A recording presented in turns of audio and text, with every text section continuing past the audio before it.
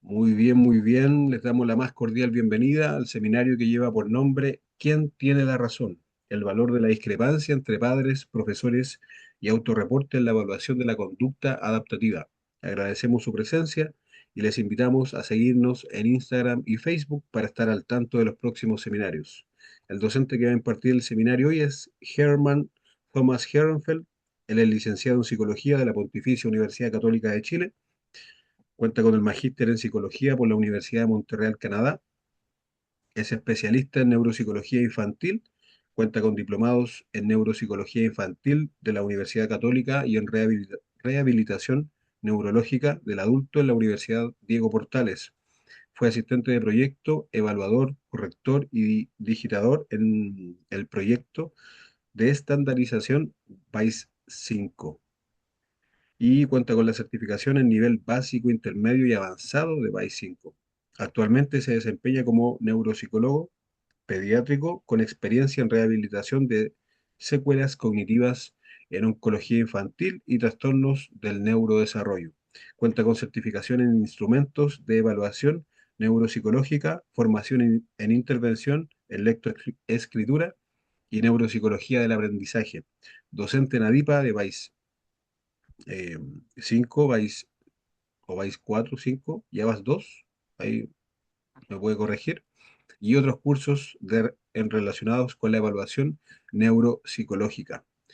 Como siempre es un gustazo y un tremendo honor contar con él hoy, ¿cierto?, en este nuevo seminario. Hecha la presentación y la bienvenida, me disculpo ahí por los minutos, profesor, yo sé que usted se organiza mucho, pero es necesario. Muchas gracias. No, no se preocupe. Muy buenas tardes a todos. Gracias, Rodrigo, por la presentación. Efectivamente, docente de VIS 5 y VIS 4. Esperemos que el VIS 5 llegue pronto ya a Latinoamérica. Ustedes saben que ya salió en Estados Unidos, pero todavía no sale de Estados Unidos. Todavía ni siquiera lo publican en Canadá, así que esperemos que llegue pronto fuera de el país estadounidense. Bueno, hoy día vamos a hablar sobre un tema que considero importante, ya que ahora que actualmente utilizamos mucho las escalas de evaluación de conducta adaptativa, es bueno preguntarse cómo darles un buen uso considerando las, digámoslo así, las características de lo que es medir la conducta adaptativa y, por qué no decirlo, las dificultades. ¿Quién tiene la razón? El valor de las discrepancias entre padres, profesores, autorreporte. Y autorreporte en la evaluación de la conducta adaptativa es nuestra cita para hoy. Con respecto a lo que mencioné del VICE 5, no tengo idea, honestamente. O sea, yo les comento que, perdonen que haga el paréntesis, todavía están haciendo los estudios de la validación del VICE 5 Canadá en inglés. Actualmente en mi práctica profesional yo uso la versión canadiense en francés, entonces yo también voy a tener que esperar mucho tiempo. Eso va a depender totalmente de Pearson, quienes son los dueños de la franquicia. Bueno, el objetivo de hoy es que primero podamos examinar cuál es la concordancia que hay entre los distintos informantes en la evaluación de la conducta adaptativa a partir de estudios con ABAS 2, ABAS 3 y Vineland 2. Seguramente algunos se preguntarán por qué en un curso de ABAS 2 vamos a hablar del ABAS 3. Realmente es porque el instrumento, a pesar de que es una generación eh, nueva, ¿cierto? Cuenta con el mismo modelo teórico y realmente la evidencia actual, las últimas investigaciones se hacen con la versión más actualizada del instrumento, de lo cual nosotros podemos aprender y extraer también información y aprendizajes para el uso. Y un segundo objetivo es analizar el significado clínico de estas discrepancias, ya sea entre padres, profesores o autorreporte, y destacar cuál es el aporte para comprender el funcionamiento adaptativo en los distintos contextos. ¿Sí? Vamos a hacer una definición muy breve de la conducta adaptativa. Se entiende que esta es el conjunto de habilidades conceptuales, sociales y prácticas que se aprenden y que son realizadas por las personas para desenvolverse en su vida cotidiana. La conducta adaptativa surgió en primer lugar, como la contraparte de la evaluación de la inteligencia para el diagnóstico de discapacidad intelectual. Sin embargo, hoy en día le estamos dando más énfasis a la evaluación de este constructo, ya que vemos que su desarrollo está relacionado no solamente con el desarrollo intelectual, sino con la funcionalidad, la participación social y, por qué no decirlo, el desempeño en la vida cotidiana de la persona. La conducta adaptativa se entiende como un constructo que este se desarrolla y va aumentando de complejidad con el paso de los años. Vale decir, un chico de 3 años va a tener un nivel de conducta adaptativa menor al de un adolescente de 15 años o un adulto de 40, por ejemplo. Se entiende que esto es algo que va aumentando con el paso del tiempo. Se compone de tres tipos de habilidades: conceptual, social y práctico. También la conducta adaptativa está relacionada con las expectativas y las demandas de contextos particulares en donde estamos inmersos. ¿Por qué no decirlo? La conducta adaptativa en Canadá puede ser distinto en Afganistán, en China, en Australia. Vamos a ver que el componente social también está determinado qué se esperaría que una persona realice por su propia cuenta o no de manera autónoma. ¿Ya? Se debiese evaluar a partir del rendimiento típico, vale decir, no como la lógica de las escalas de inteligencia, donde nosotros exigimos llegar al límite al evaluado. La conducta adaptativa tratamos más bien de medir cuál es el desempeño habitual que tiene una persona sobre cierta habilidad. Se mide también en distintos contextos, ya sea en el hogar, en la escuela y el trabajo, y también se debiera evaluar la conducta adaptativa en comparación a personas de su misma edad y tomando como referencia el contexto comunitario. Recuerden esto porque hoy en día vamos a explorar bastante la importancia de poder mirar la conducta adaptativa en un contexto ecológico, comunitario, y cómo el no observarlo en ese contexto puede generar dificultades a la hora de interpretar los resultados. En breves palabras, ¿cierto? La conducta adaptativa sería las habilidades que nosotros utilizamos para adaptarnos en el contexto inmediato y poder satisfacer las demandas del entorno. Y como yo ya les mencioné, ¿cierto? La conducta adaptativa es esencial para poder hacer el diagnóstico de discapacidad intelectual. La Asociación Americana de Discapacidad Intelectual y del Desarrollo establece que la conducta adaptativa tiene este modelo. Ya les comenté, ¿cierto? Tres grandes dominios: conceptual, social y práctico, pero también 10 áreas de la conducta adaptativa, las cuales están ligadas a estos dominios, ¿sí? Y dado que esta representación de la conducta adaptativa es así de compleja y conlleva, ¿cierto?, un paradigma y una decisión teórica sobre cómo yo entiendo la funcionalidad del sujeto, es importante saber y preguntarnos cómo medirla. El ABAS-2 es un instrumento que está validado en español, que tiene este modelo de conducta adaptativa intrínseco, ¿sí? Si bien es cierto, el ABAS-2 en Estados Unidos se publicó en 2003, se validó al español en 2013 y ya en 2021 se hizo una validación chilena. Esto es lo más importante y por eso es que es el gold standard en Chile hasta el momento para evaluar la conducta adaptativa. Yo sé que se está preparando una versión del Vineland 3 para Chile y claramente cuando tengamos el instrumento con normas chilenas vamos a contar con un segundo test para poder evaluar este constructo, ¿cierto? Ya que los mismos criterios diagnósticos, como por ejemplo el DSM-5 texto revisado, señala, las pruebas para evaluar conducta adaptativa deben ser psicométricamente válidas para la población. Mientras no salga el Vineland 3, el ABAS-2 sigue siendo el único instrumento disponible. Cuando nosotros aplicamos la prueba, ¿cierto? Que por cierto la vende TEA Ediciones, un gigante de la evaluación psicológica en Hispanoamérica, nosotros debemos adquirir los usos y cargar estos usos en la plataforma que ellos tienen de corrección. Cuando nosotros ingresamos el caso y nos permite la descarga del perfil, vamos a encontrar algo como esto, donde se encuentra el desempeño del sujeto, ya sea en las áreas de la conducta adaptativa como también en los índices. Habitualmente, cuando queremos hacer un diagnóstico o mirar de manera normativa cómo es el desempeño de la conducta adaptativa, vamos a mirar los índices.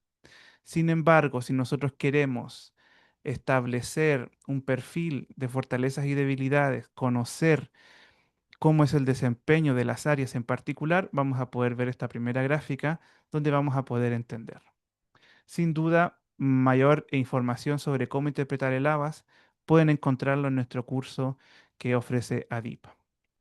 Algo que me gustaría hacer énfasis es que el ABAS tiene una gran utilidad práctica para poder hacer intervención, ya que no solamente vamos a tener conocimientos sobre el desempeño en un área en comparación al grupo de referencia, sino que también podemos observar dentro de las mismas áreas ítems en particular que podrían a nosotros llamarnos la atención y proponer como intervención.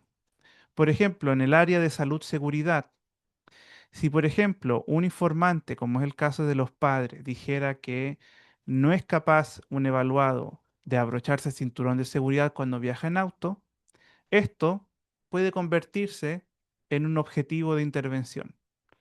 Vale decir, ok, si el evaluado tiene que viajar en auto todos los días, los papás dicen que él no es capaz de poder hacerlo por su propia cuenta, ¿por qué no generar un plan de intervención donde podamos observar el entrenamiento de esas habilidades? O, por ejemplo, si se dan cuenta de que la manera en que él percibe la temperatura a la hora de comer no lo logra hacer bien, también podría ser un objetivo que incite un plan de intervención en específico. El gran aporte que tiene el ABAS-2 en comparación a otras escalas de conducta adaptativa, como por ejemplo el ICAP o el ICAP chileno, es que cuenta con varios ítems que mide múltiples conductas asociadas a este dominio en particular. Sí, algo que una crítica que podemos hacer con respecto a otros instrumentos que habitualmente tienen menos de 30 ítems. ABAS tiene 200 ítems para evaluar la conducta adaptativa en general. Ahora, si nosotros miramos la ficha técnica del ABAS 2, particularmente la versión estadounidense, que fue la primera, podemos observar que dentro de las formas que hay en el ABAS, que son cinco, ¿cierto? Formatos, el escolar padre, escolar profesores, infantil padre, infantil profesores o el formato de adultos, podemos encontrar de que las versiones para padres y profesores tienen realmente una alta correlación, ¿ya? Esto quiere decir que en el fondo, muy buena su pregunta, Sebastián, precisamente estoy hablando de eso mismo. Los datos señalan que la fiabilidad entre informantes es adecuada.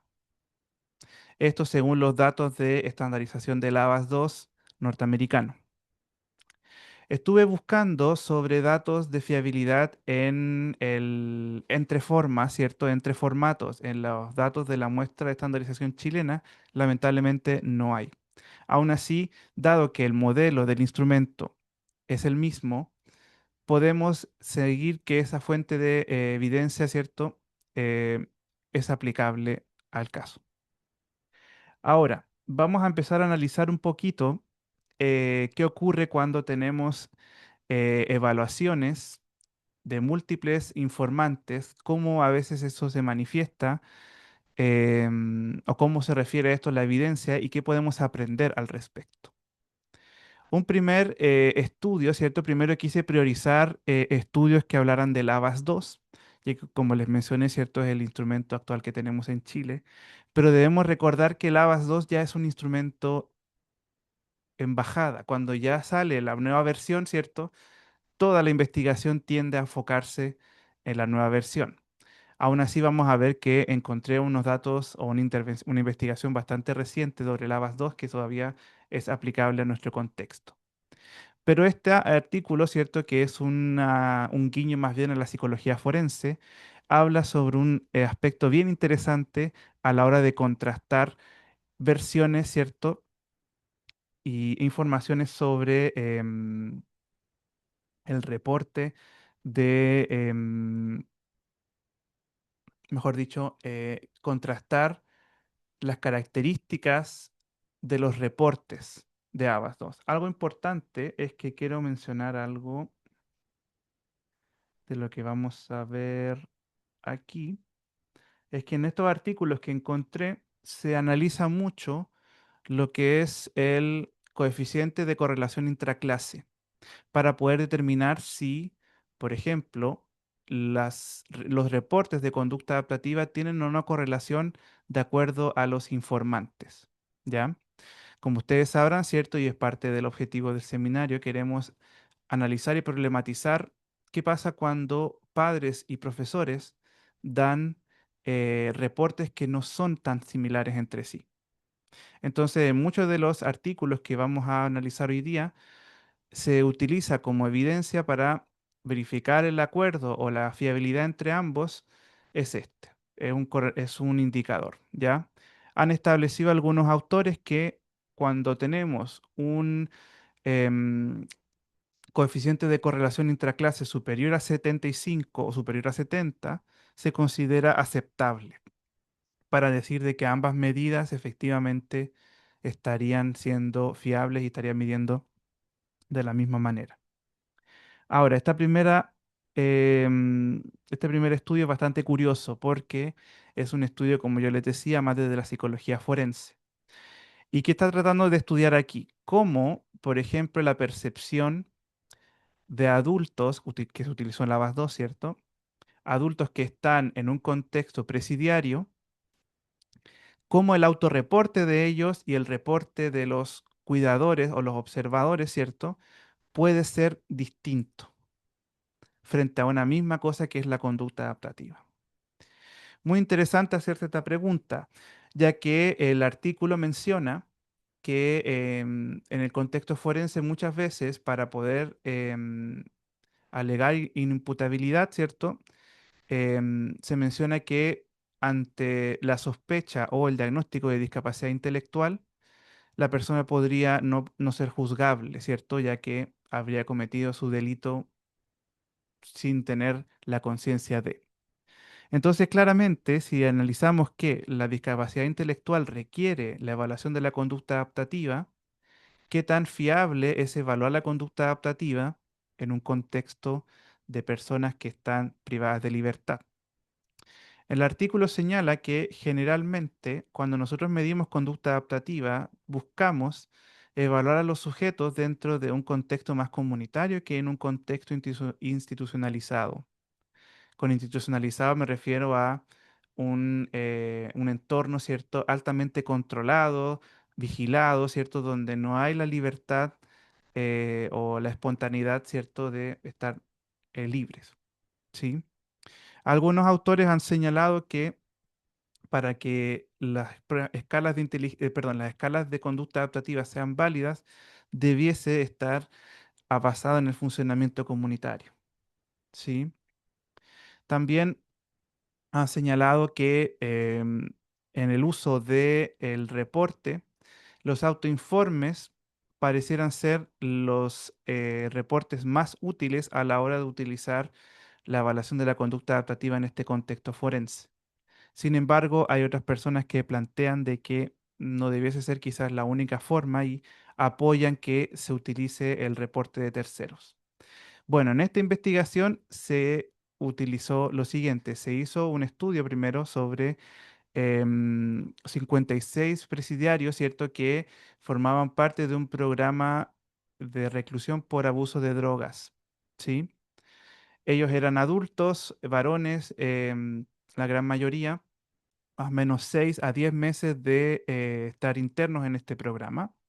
Y cada uno de ellos, tanto el presidiario como el guardián, por decirlo así, la persona que los vigilaba, debía contestar el ABAS 2, el formato de adultos, como ustedes imaginarán. ¿Qué se encontró dentro de los datos? Fíjense que tanto el informante, que era el recluso, como el guardián, efectivamente, el coeficiente de correlación intraclase en las tres medidas de conducta adaptativa era insuficiente. Vale decir que no había poco o nula concordancia entre el nivel de conducta adaptativa que reportaban tener los informantes y que tenían los guardias o los gendarmes, como podríamos decir en Chile. De hecho, también podemos observar aquí que em, las puntuaciones difieren bastante. El autorreporte del recluso, al parecer, es mucho más alto que el reporte que establecía el gendarme sobre la evaluación de la conducta adaptativa. Algo importante también que planteaba este artículo es que se controló variables tales como el nivel de psicopatología, el nivel intelectual, etcétera, etcétera. Y también se encontró en esta escala de evaluación de personalidad de que algunos elementos, ¿cierto? O había correlaciones significativas entre las puntuaciones del índice de conducta adaptativa general del ABAS con puntuaciones de aspectos de personalidad tales como las escalas de paranoia, falta de apoyo y rechazo al tratamiento. ¿Qué significa esto? Que de alguna manera el patrón de reporte de la conducta adaptativa estaba relacionado con una mayor presencia en estos síntomas que reportaba el inventario de personalidad. Esto podía indicar de que el personal presidiario tendía a asignar puntuaciones más bajas en conducta adaptativa en aquellos reclusos que tenían más niveles de psicopatología según este test. Entonces, aquí tenemos una primera reflexión sobre la fiabilidad entre reportes tanto de adultos, de autorreporte como Héctor Informe, que son los que pone el ABAS. Claramente la concordancia es muy, muy baja. En ese sentido, gran parte de la discusión de este artículo generaba que posiblemente este sesgo se observaba ya que los mismos informantes no podían observar los gendarmes, ¿cierto? Un contexto más naturalizado de la conducta adaptativa. Y además también, em, claramente el rol del informante aquí es clave, ¿ya?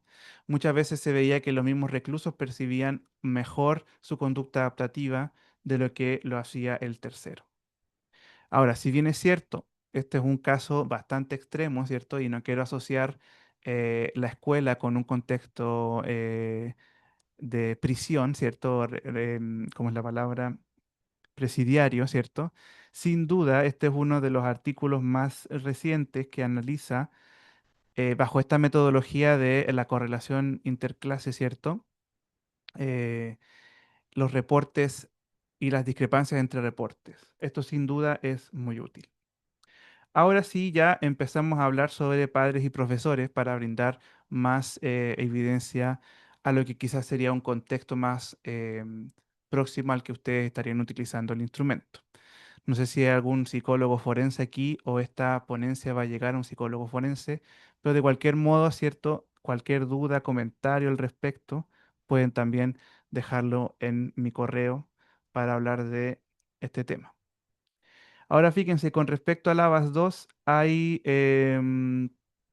mucha, hay muy poca evidencia reciente sobre el uso de Lavas 2.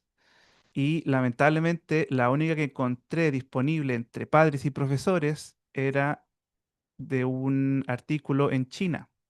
Claramente por limitaciones de, el conocimiento del idioma, no vamos a quizás poder profundizar en todo el artículo, pero aquí tenemos el abstract y me gustaría leérselos para que podamos analizar y incluir este análisis en todas las otras presentaciones que voy a hacer más adelante.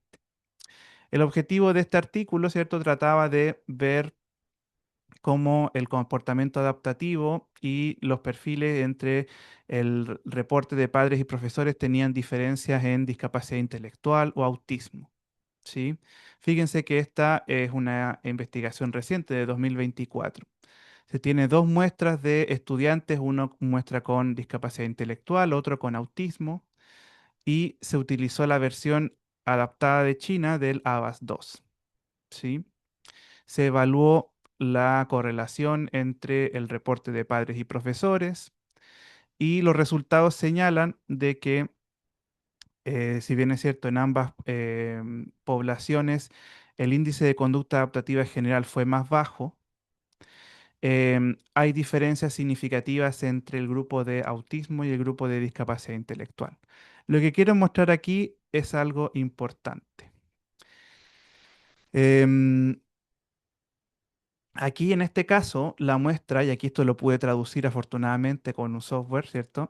Eh, Vemos que el reporte de los padres es mejor que el reporte de los profesores en esta muestra de pacientes con autismo y discapacidad intelectual en China.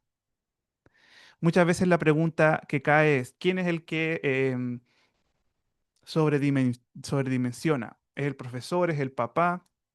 En esta muestra, los resultados sugieren que realmente son los padres que reportan una mejor conducta adaptativa que los profesores. Ahí habría que indicar, ¿cierto? Y analizar por qué ocurriría este proceso, ¿ya? La conclusión señala que los niños con dificultades del desarrollo, ¿cierto? Muestran menores niveles de comportamiento adaptativo que sus pares y los padres generalmente estarían reportando mayor desempeño que los profesores en este grupo en China, ¿ya? Em, Particularmente algunas habilidades específicas como el autocuidado, salud, seguridad, la vida en el hogar y en la escuela fueron más pronunciadas las diferencias, mientras que en la interacción social, el aprendizaje fueron menores, ¿ya? En este sentido, yo creo que el aporte que hace este artículo para la población de Chile, China, perdón, en un primer momento es describir cómo se comporta el instrumento dentro de una muestra. Pero aquí tenemos un primer estudio donde al parecer son los padres que puntúan y perciben mejor la conducta adaptativa que los profesores. ¿Será algo cultural? ¿Será algo que depende de la muestra? No lo sé. Ahora veamos otra evaluación. Aquí utilizaron el ABAS 3 y este es un artículo muy bueno, yo se los recomiendo ya que lleva a un siguiente nivel el análisis de las discrepancias entre padres y profesores a la hora de evaluar la conducta adaptativa. Muy importante esperarse que cuando nosotros utilizamos diversos informantes para medir la conducta adaptativa, van a existir diferencias, van a existir discrepancias. No significa que el instrumento funcione mal, no significa que no tenemos confianza en cómo mide, sino que realmente las discrepancias ocurren porque los informantes son distintos, ¿ya? Se ha reportado ya que en chicos con autismo las discrepancias entre padres y profesores son grandes. En este sentido, esto implica que para un paciente o un estudiante con autismo, posiblemente lo que ven los padres y los profesores va a ser muy diferente en los reportes de conducta adaptativa. Dixon constató aquí que al parecer en la escala de Vineland 2 también ocurriría este proceso, esta discrepancia. Y al parecer son los padres, según lo que dice Dixon del Vineland 2, que reportan mejor habilidad adaptativa que los profesores. Ahora, aquí es importante que sepa todo profesional que utiliza las escalas de conducta adaptativa, que en el fondo tenemos que observar cuáles son los factores individuales que tiene el evaluado que podría ayudar a entender por qué se dan estas discrepancias. Y en este artículo se analiza algo bien interesante que nos podría servir en la práctica clínica. En el estudio, ¿cierto? Se tomaron 115 participantes de distintos orígenes étnicos de Estados Unidos, ¿cierto? Con distintos diagnósticos. Aquí se encuentra el diagnóstico de autismo, discapacidad intelectual, retraso generalizado del desarrollo y autismo con comórbido con las otras dos condiciones. Se midió el CI verbal y el ICI no verbal y también se utilizó una escala derivada del ADR para evaluar la presencia de mayor sintomatología del autismo. entendiendo sintomatología como la presentación de las características de la condición, ¿ya? ¿Qué se encontró?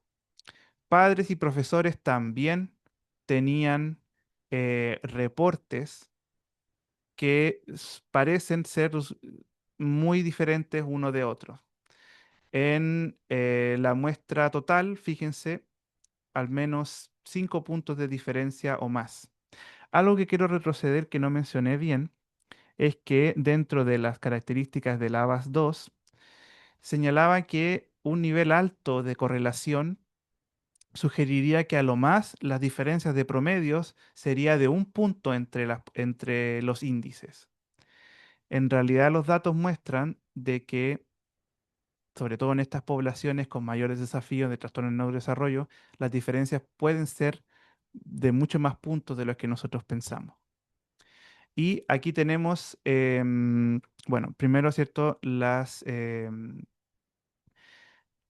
diferencias de las puntuaciones de lavas y también fíjense que algo muy bueno que hicieron en este estudio fue tratar de explicar qué era lo que contribuía a esa discrepancia.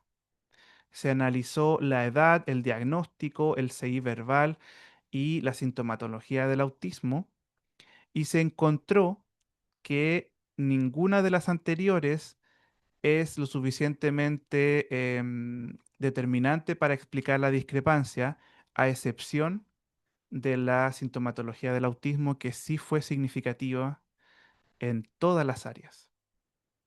Vamos a discutir estos resultados para analizar un poco al respecto. Después de ver estos estudios que tengo en mente, voy a hablar un poco sobre cómo podemos entender y comprender estas diferencias en la práctica en general. ¿Ya? Primera discusión, primer elemento de la discusión, la fiabilidad entre padres y profesores sigue siendo escasa en este artículo. Y la verdad es que la escasa fiabilidad señalaba de que en el fondo no son fiables los resultados para poder explicar la diferencia que hay entre padres y profesores. En este artículo fueron los profesores que valoraron mucho más la conducta adaptativa que los padres. Y fíjense que valoraron a los chicos con autismo con mayor habilidad general en adaptación, la habilidad conceptual, social y práctica que los padres. Es decir, en niños con autismo, los profesores lograban ver un mejor desempeño en todas las áreas del ABAS 3, en este caso, que los mismos padres. ¿Ya? Y algo importante aquí, las puntuaciones que refieren a la gravedad del autismo son las que mostraban una mayor correlación a las discrepancias que se observaron. ¿Esto qué quiere decir?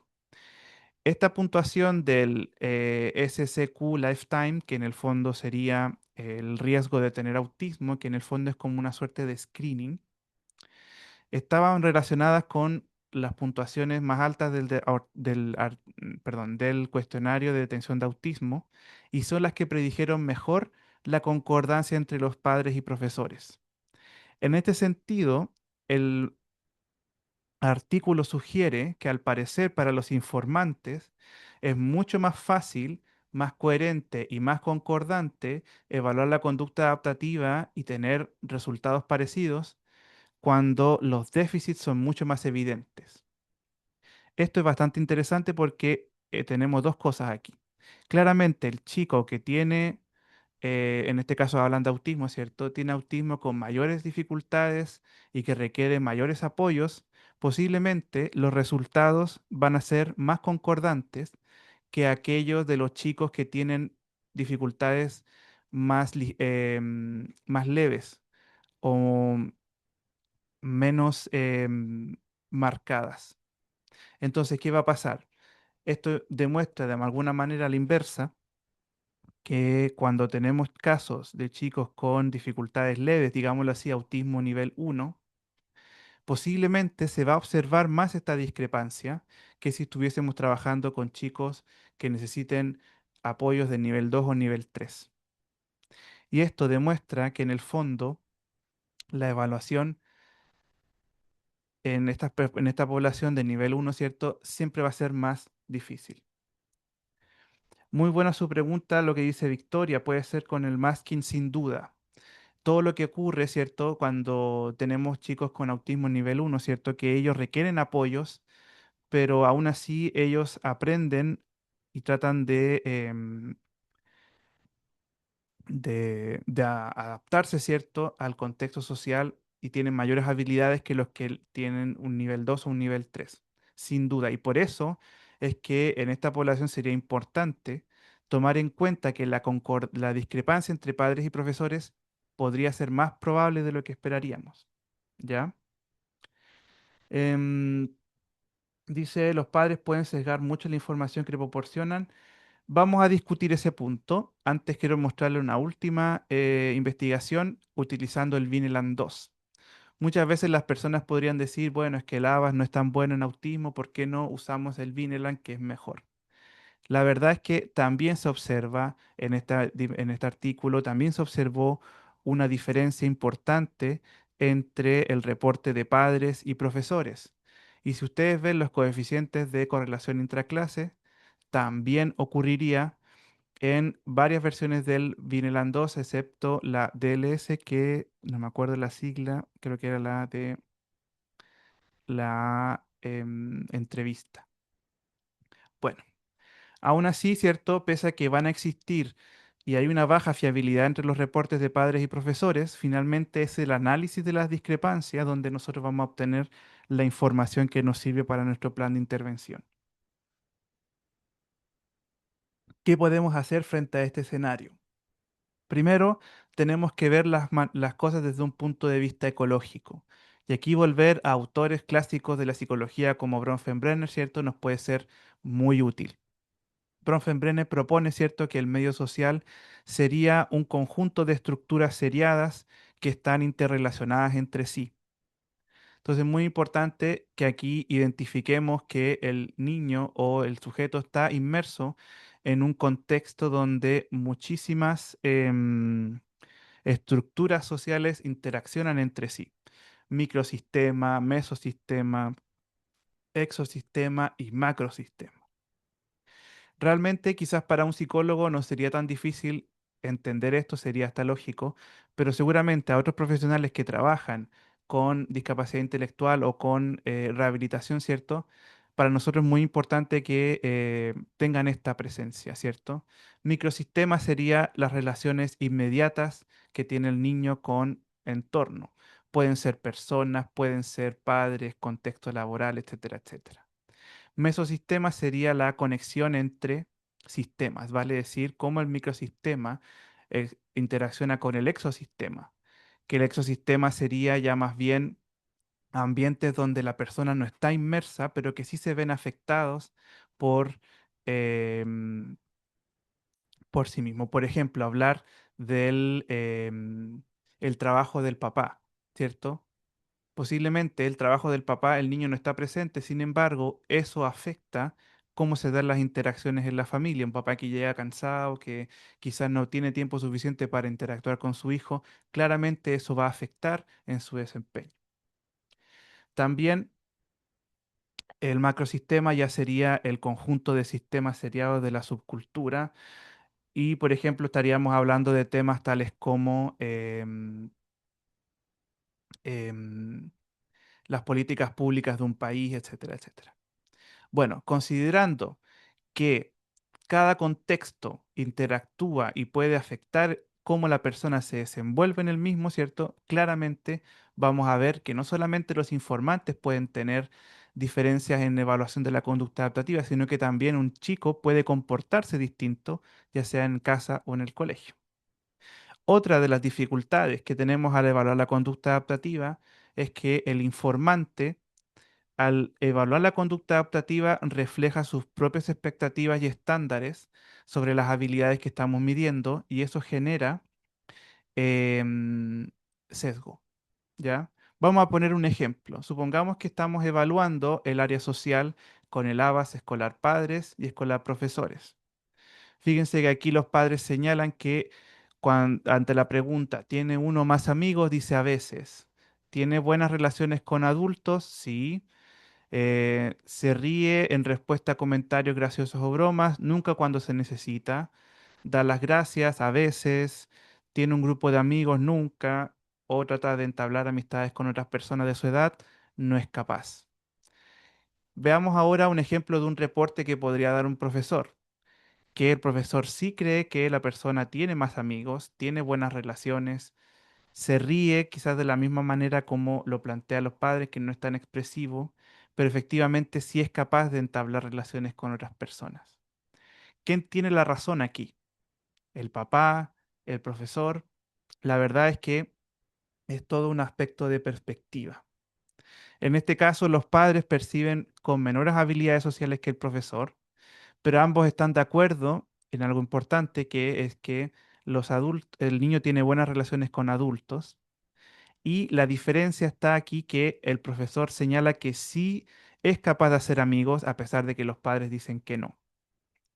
Si cruzamos los datos de esta información, ¿cierto?, de padres y profesores y analizáramos de manera ecológica, ¿cierto?, podríamos nosotros ampliar la perspectiva y en vez de basarnos en datos estadísticos o psicométricos, ¿cierto?, generar hipótesis que nos permitan a nosotros encontrar aquello que debemos intervenir. Los mismos autores, ¿cierto?, de estos artículos señalan que si hay sospechas de que el reporte de padres y profesores va a ser muy diferente, lo mejor que podríamos hacer es hacer una entrevista en profundidad para poder hacer preguntas que analicen las diferencias del entorno. Por ejemplo, el papá que dice que el niño no tiene amigos. ¿Cuánto sabemos de las oportunidades de sociabilidad que están en su casa? El papá lo deja salir a jugar, él vive en un lugar donde donde es seguro salir, o tiene vecinos, etcétera, etcétera, porque a lo mejor posiblemente el profesor sí lo puede ver, ya que el contexto escolar es diferente, donde sí hay mucha más sociabilidad que estando en casa, pero tal vez esa discrepancia es la que a mí me va a dar el punto clave que yo tengo que intervenir en este caso, ¿ya? Entonces, por ejemplo, preguntas. ¿Los padres dan suficiente información, suficientes oportunidades de socialización para su hijo? ¿El chico tiene actividad o tiene acceso a actividades de esparcimiento? O quizás preguntarnos, ¿el profesor conoce realmente cómo es la vida social del estudiante? Esas preguntas que pueden ayudar a esclarecer el caso van a surgir a través del análisis de las discrepancias entre padres y profesores, como pueden ver aquí en un pequeño ejemplo. ¿Ya? En ese sentido, recuerden lo importante y la naturaleza de lo que estamos trabajando. Dado que el ABAS 2 es una escala que solamente el formato de adultos permite el autorreporte, pero el formato de niños siempre va de ser un reporte de tercero, tenemos que entender que los informantes van a decir mucho en torno a su subjetividad a la hora de responder y nosotros como evaluadores debemos ser los atentos a poder ver esas discrepancias. ¿Ya? Bien, eso sería por mi parte lo que tenía preparado para hoy. En breves palabras, ¿cierto? Cuando existan discrepancias, no es que el instrumento esté fallando, simplemente es parte del proceso de evaluación analizar las contrapartes e ir más allá. Siempre debemos triangular información y siempre debemos em, utilizar el juicio y el ojo clínico, ¿cierto? Para poder dar respuesta a esas interrogantes. ¿Sí? Ahora vamos a dar espacio para las preguntas. Ahí, Rodrigo, le doy la palabra a usted como moderador y yo voy a ir respondiendo preguntas a mano alzada. Genial, genial, genial. Gracias, profesor, por todo. Estaba ahí leyendo el chat bien, bien activo. Gracias por la participación ahí también de ustedes. Así es. Vamos a dar paso a las preguntas. Levanten la mano, por favor. Quien quiera aclarar algún concepto, tal vez, se quedó ahí con alguna duda, es el momento de hacerla.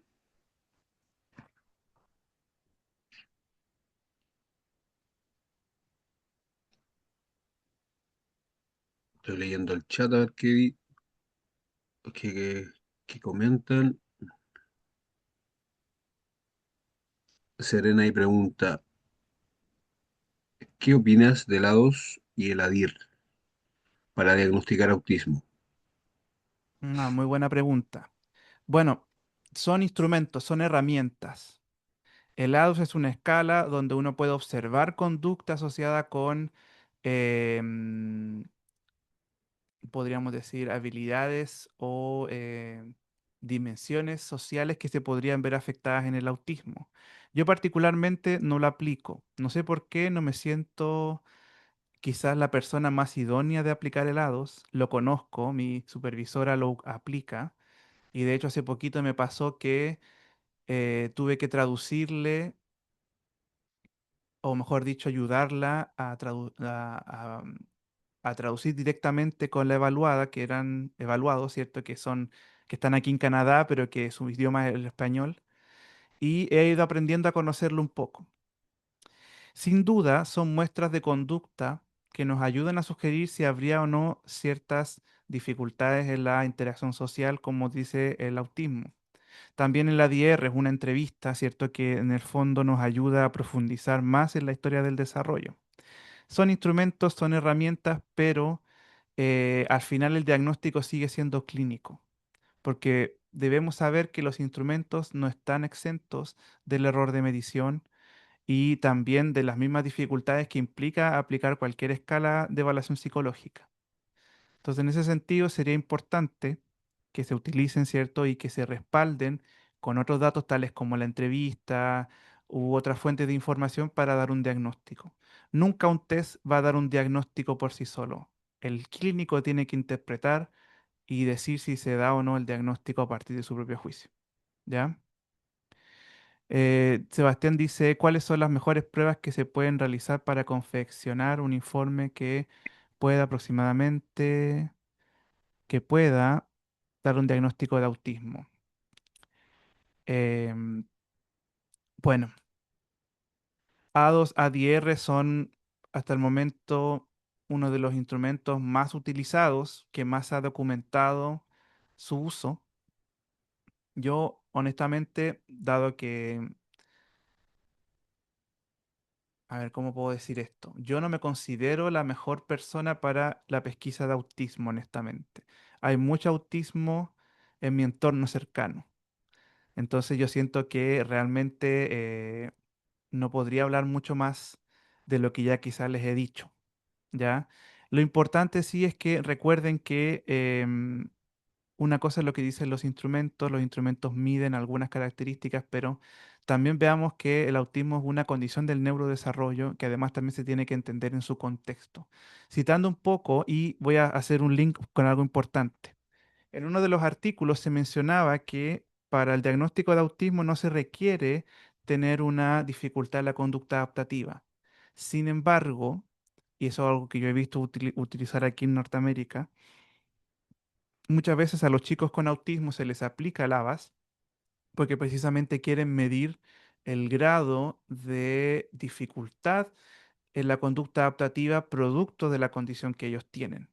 Como ustedes saben, el nivel de apoyo del autismo se debe determinar en base a la cantidad de apoyos que la persona requiere, ¿cierto? Y una manera de observar esa afectación y el nivel de apoyos muchas veces es viendo cómo la conducta adaptativa se ve afectada, ¿ya?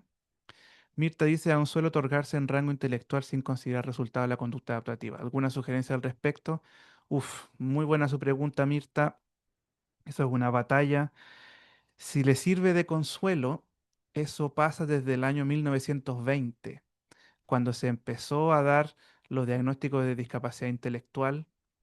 Sobre todo cuando hubo el boom de la eugenesia en Estados Unidos, la gente también seguía cometiendo el mismo error, solamente dando el diagnóstico de discapacidad intelectual únicamente con el test de inteligencia.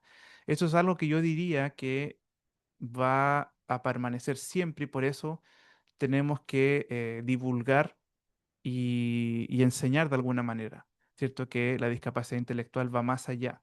Por eso, inclusive en el DSM-5 y el DSM-5 texto revisado, habla de que la severidad de la discapacidad intelectual no la ve el número del CI, la ve el nivel de conducta adaptativa y la afectación que podrían tener. Por eso existe una escala de gravedad de la discapacidad intelectual que es netamente, perdón, funcional, netamente funcional. Daniela dice, profe, en Chile, falta mucho aún para contar con la estandarización del ABAS 3? Uf, buena pregunta, no sé.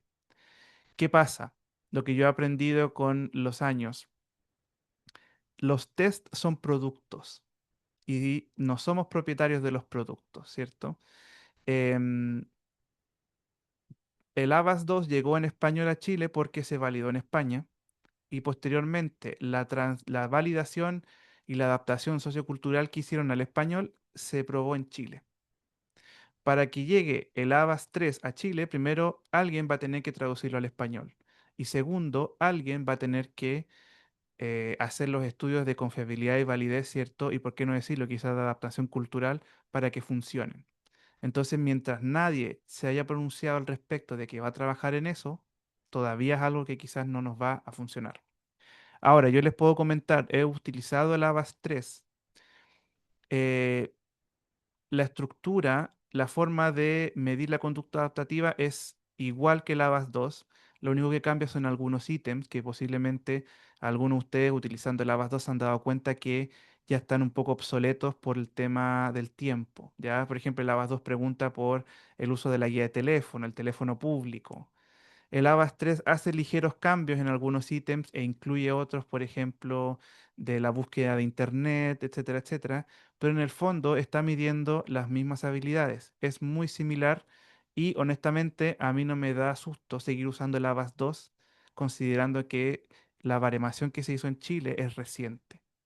En ese sentido, yo les comentaba de estudios del ABAS 3 más que nada porque los estudios de discordancia entre padres y profesores se han hecho con la escala actual, no con la escala anterior.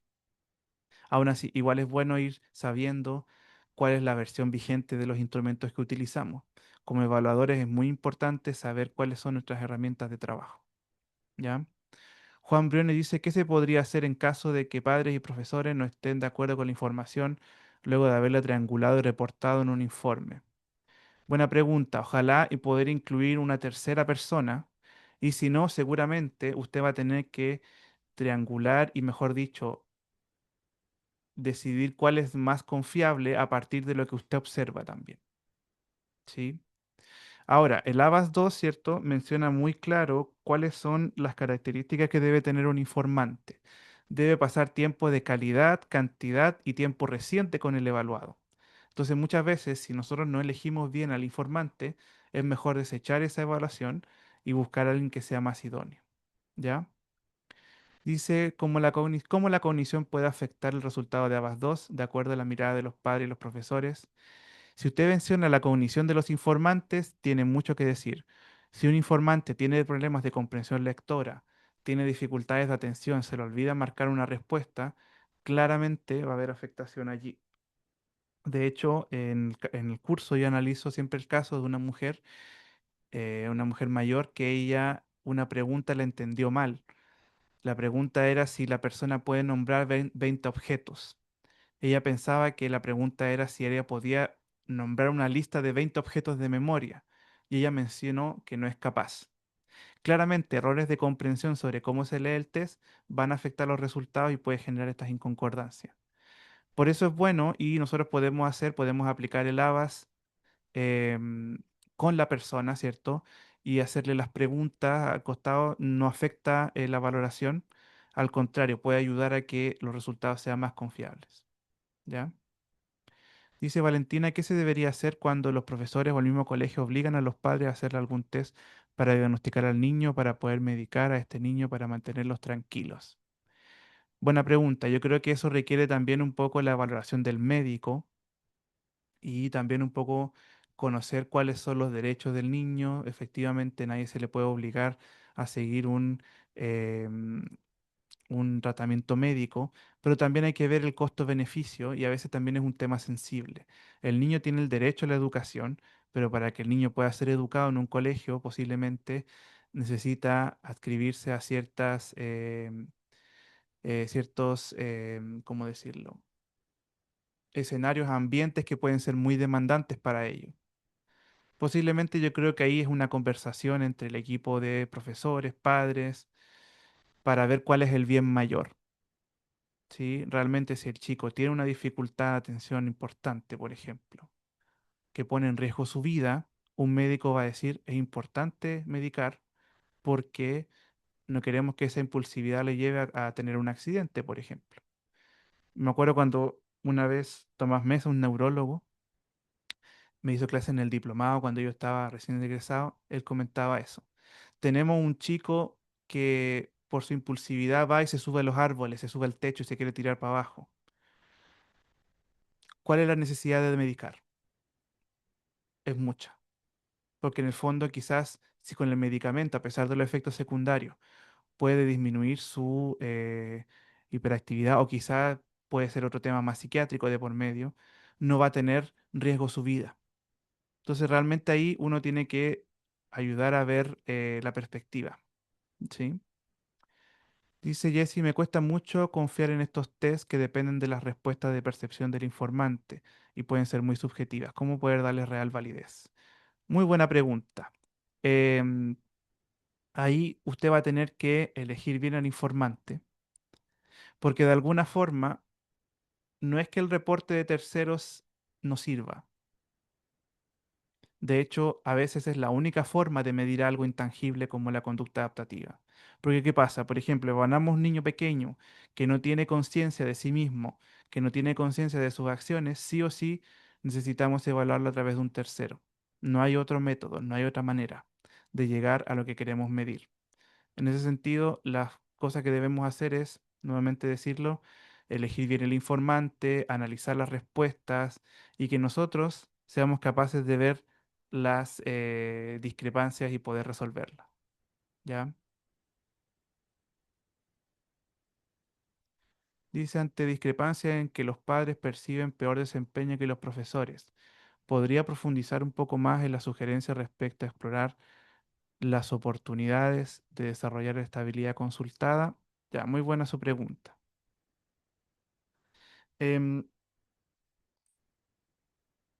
en el fondo, el objetivo de este seminario no es decir que no van a haber discrepancias. Por el contrario, hemos visto que inclusive en distintos contextos a veces son los profesores que ven mejor la conducta adaptativa, otras veces son los padres, viceversa.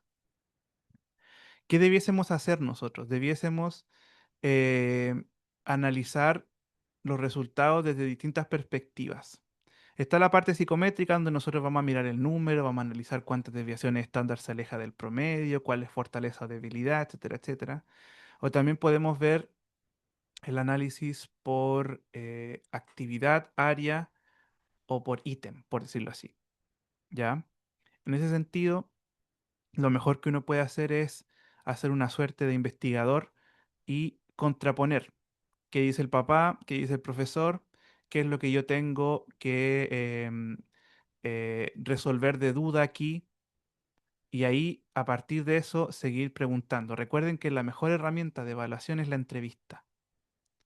Si yo pregunto directamente aquello que necesito saber, es más probable que me respondan a que yo pase por un instrumento de papel como el que nosotros usamos. ¿Ya? En ese sentido, yo siento que em, no es el test, sino cómo yo manejo lo que el test me dice, lo que me va a ayudar a resolver esas discrepancias. ¿Ya? El VASC 3 dice es de autorreporte para niños a partir de 8 años que miden aspecto adaptativo. En este caso, ¿es recomendable aplicar otro test sobre terceros? Sí, podría ser. Ahora, el VASC 3, ¿cierto? La evaluación conductual, ese test de Reynolds, no me acuerdo cómo es que se llama. Aquí nosotros también, por ejemplo, en mi internado yo lo utilizo. Es un buen instrumento.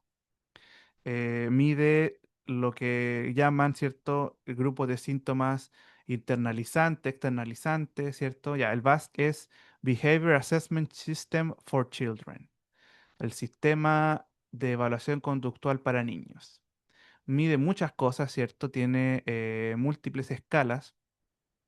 Sin duda, las escalas podrían ayudar a nosotros darnos luces sobre sintomatología que podría estar afectando la conducta adaptativa, pero yo aquí soy bien claro, no son el mismo concepto. y no son tampoco el mismo constructo. Entonces, como usted dice, uno podría utilizarlo como información complementaria para entender qué es lo que estaría afectando la conducta adaptativa, pero hasta el momento de mi conocimiento no existe ningún test de autorreporte menor de 16 años de conducta adaptativa. El ABAS 2 solamente existe el autorreporte a partir de los 16 años. ¿Por qué? No lo sé. Es definiciones del mismo instrumento. Implicancias tiene, sin duda, bastantes, em, pero hasta el momento es como está presentado el instrumento. ¿Ya? Dice, pero al hacer ambos protocolos gastamos dos usos que no son baratos. Sí, efectivamente, yo sé que es costoso. Evaluar la conducta adaptativa no es fácil por muchas razones y una de esas que dificulta es que tenemos que comprar cada uso de corrección de lavas 2. Lamentablemente, em, no se publicaron los baremos en la versión en español. Em, de hecho, yo tengo la suerte de ver un manual de Avast 2 aquí. Está la versión en francés y en inglés. Tiene los baremos publicados. Yo decía, wow, es injusto ver cómo no está en este caso. Es una estrategia que ellos siguieron quizás posiblemente para evitar la piratería, no fomentar el pago de la inversión de haber hecho una validación de test. Yo siempre digo esto en mis clases y sin tener conflicto de interés, la industria de los test es una industria. Necesitamos de alguna manera que esta industria funcione para que nosotros podamos seguir teniendo los test, ¿sí? Si no, no vamos a avanzar, nos vamos a quedar siempre con los instrumentos más antiguos. Dice, tengo un niño, un nieto no verbal con el 70% de 4 años. ¿Cuál sería posibilidad de adaptación en un colegio normal? Catherine dice, si aprende y usa la tecnología de comunicación adaptativa, debe ser. Puede perfectamente adaptarse. Ahora, si tiene otras comorbilidades, debe trabajar en solo la parte de adaptación. Bueno, ahí muy buena su pregunta, Nancy. Yo le recomiendo, sin duda, consultar con un profesional sobre el caso individual de su nieto, porque generalmente aquí nosotros discutimos datos, discutimos evidencia, pero el caso individual siempre tiene que ser evaluado en el contexto individual. Así que en ese sentido, yo creo que sería bueno que consulte para responder su pregunta. ¿Sí? Bueno, no sé si hay alguna otra duda, pregunta, si no le doy pase ya a Rodrigo para que hagamos el cierre.